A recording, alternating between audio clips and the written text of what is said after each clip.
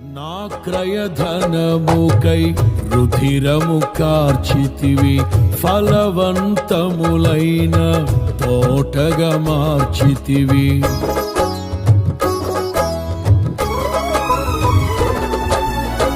నా క్రయధనముకై రుధిరము కార్చితివి, ఫలవంతములైన తోటగా మార్చితివి.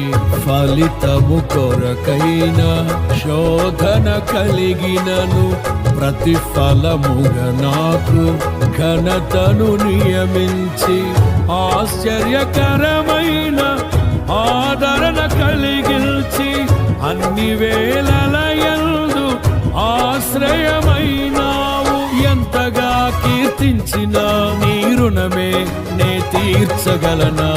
ఇదే కదా నీలో పరవశం.